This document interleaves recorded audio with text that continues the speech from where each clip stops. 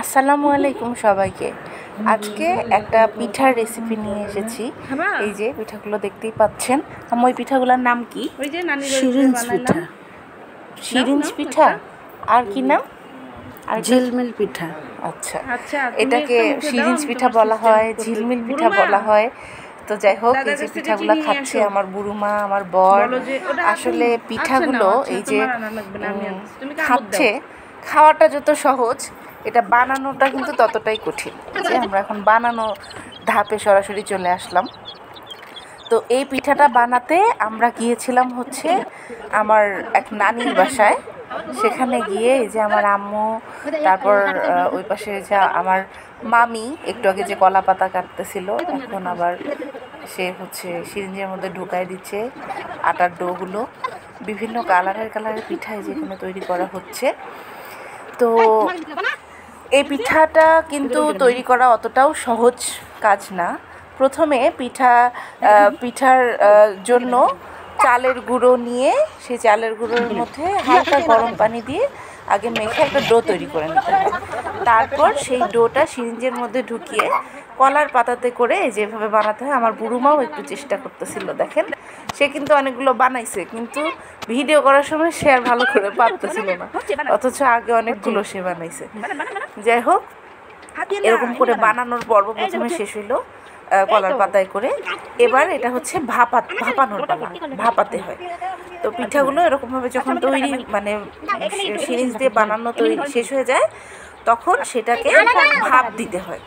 ভাপ দেওয়ার জন্য এখানে অভিনব পন্থা ব্যবহার করা হয়েছে। দেখেন, কলার পাতাগুলো মানে প্রথমে পোয়াল নেওয়া হয়েছে, একটা কড়াইয়ের মধ্যে পোয়াল নিয়ে তাতে পানি দিয়ে তারপর তার উপরে পিঠাগুলো দিয়ে ঢাকনা দিয়ে ঢেকে ভাপ দেওয়া হয়েছে। যখন পিঠাগুলোর কালার পরিবর্তন হয়ে যায়, তখন পিঠাগুলোকে নামায় ফেলতে হয়।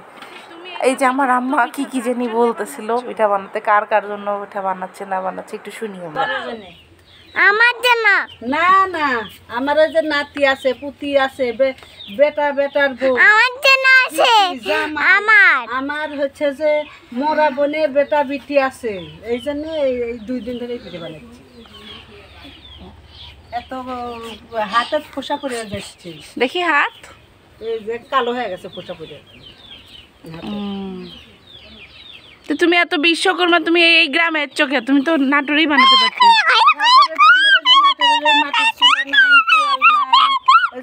তা আম্মুর মুখ থেকেই আপনারা কিন্তু শুনে নিলেন যে পিঠাগুলো আম্মু কার জন্য বানাচ্ছিল। তো যাই হোক, 2 দিন ধরে আমরা আবার পিঠা বানাতে গেছি, আর ওই মুহূর্তেই প্রচণ্ড বৃষ্টি, মেঘ আবহাওয়া, অনেক রকম মানে আবহাওয়ার অনেক আর কি ছিল, বাধা ছিল, অনেক বাধা বিপত্তির মধ্যে আমরা পিঠাগুলা ফাইনালি বানায় নিয়ে আসছি। এগুলো খেতে অনেক মজা। কেউ চিনি দিয়ে খায়, আবার কেউ ঝাল মশলা তৈরি করে ছিটিয়ে খায়। এই যে আমার বর অবশ্য চিনি দিয়ে খায়, আম্মুরা খায় ঝাল দিয়ে, আর আমি 2 রকমভাবেই খাই। আমার 2 রকমভাবে খেতেই অনেক মজা লাগে। তো যাই হোক, আপনারাও যদি এরকম মজার পিঠা বানায় খেতে চান, তাহলে কিন্তু এই ভিডিও দেখে অনুপ্রেরণা নিয়ে বানাতে পারেন।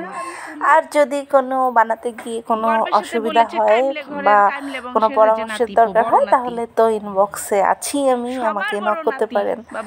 আল্লাহ হাফেজ।